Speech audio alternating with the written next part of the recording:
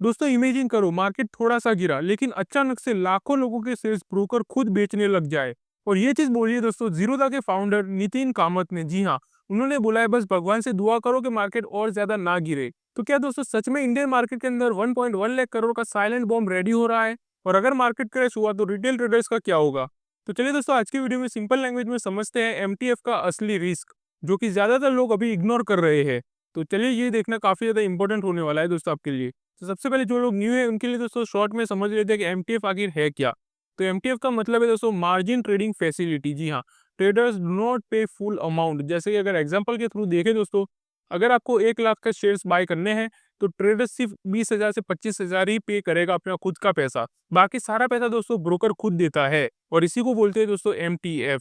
और इसका रिजल्ट ये होता है दोस्तों कि आपको अगर प्रॉफिट हुआ तो काफ़ी ज़्यादा प्रॉफिट होगा, क्योंकि आपके 25,000 आपने लगाए लेकिन आपको मार्जिन जो मिला है वो 1 लाख का मिला था, इसलिए आपका काफ़ी बड़ा प्रॉफिट होगा। लेकिन अगर लॉस हुआ तो वो भी काफ़ी खतरनाक और बड़ा लॉस हो सकता है दोस्तों आपको। और यही नहीं दोस्तों, ब्रोकर इस उधार के ऊपर आपसे इंटरेस्ट भी चार्ज करता है, तो ये भी आपको पता होना चाहिए एमटीएफ के बारे में।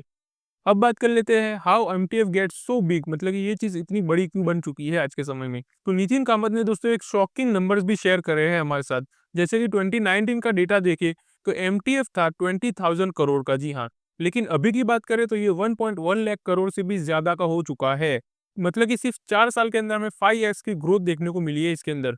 तो इसके पीछे का रीज़न क्या है वो अगर बात करें दोस्तों, तो जब सेबी ने एफएनओ मार्जिन्स बढ़ाए, एसटीटी बढ़ाया, तो लोगों ने बोला कि एफएनओ महँगा हो चुका है। कैश मार्केट में लेवरेज लेकर ट्रेडिंग करते हैं और वहीं से दोस्तों एमटीएफ के अंदर काफ़ी ज़्यादा बूम देखने को मिला है हमें। अब बात कर लेते हैं कि प्रॉब्लम फिर कहाँ से स्टार्ट होती है।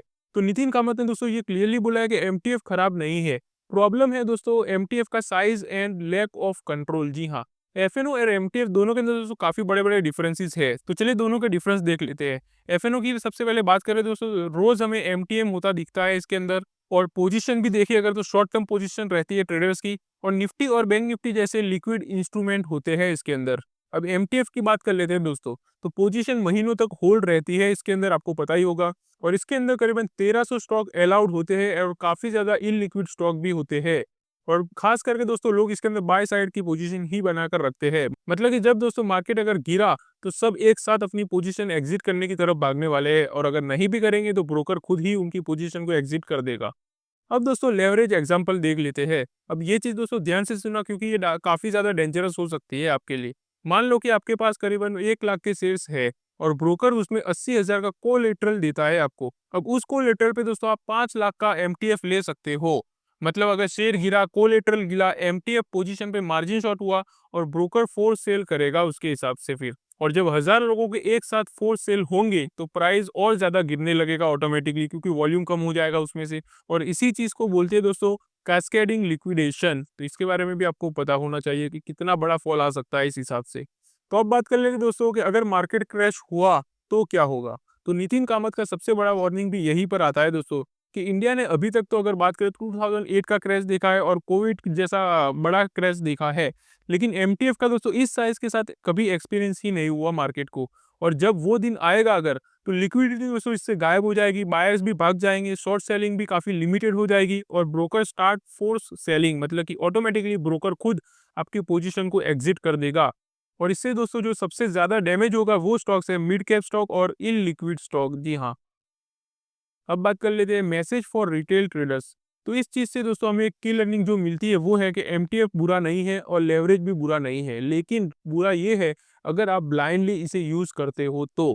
क्योंकि दोस्तों अगर आप लॉन्ग टर्म होल्ड के लिए एमटीएफ ले रहे हो, इलिक्विड स्टॉक में लेवरेज का यूज़ कर रहे हो और सोच रहे हो कि मार्केट कभी नहीं गिरेगा, तो ये याद रखना दोस्तों कि मार्केट कभी वार्निंग नहीं देता और काफ़ी बड़ा अचानक से हमें फॉल देखने को मिल सकता है। अब बात कर लेते हैं सेफ अप्रोच की। तो स्मार्ट ट्रेडर इसमें क्या करेगा, तो एमटीएफ का दोस्तों अगर आपको यूज़ करना ही है तो स्ट्रॉन्ग और लिक्विडिटी जो जिसमें सबसे ज़्यादा है वही स्टॉक्स के अंदर आप एमटीएफ का यूज़ करना सबसे पहले तो। और लेवरेज को काफ़ी हद तक लो रखना जितना हो सके।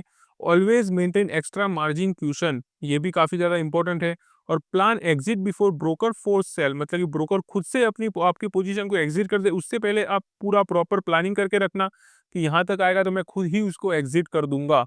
क्योंकि दोस्तों जब ब्रोकर एग्जिट करेगा तो आपका लॉस भी काफ़ी बड़ा हो सकता है उसमें। Never treat leverage as an easy profit tool, और ये काफ़ी ज़्यादा इंपॉर्टेंट है दोस्तों कि लेवरेज को प्रॉफिट का शॉर्टकट मत समझना। तो शॉर्ट में अगर देखें दोस्तों तो नितिन कामत का वार्निंग सिंपल है, मार्केट ऊपर जाते टाइम सब स्मार्ट लगता है, लेकिन असली टेस्ट होता है जब गिरावट आती है मार्केट में। तो आई होप दोस्तों कि आपको ये इंपॉर्टेंट चीज़ अच्छे से समझ आ चुकी होगी। अगर आपको ये वीडियो यूज़फुल लगा हो तो वीडियो को लाइक ज़रूर कर देना और चैनल को भी सब्सक्राइब करके रख सकते हो अगर आप डेली स्टॉक मार्केट में अपडेटेड रहना चाहते हो।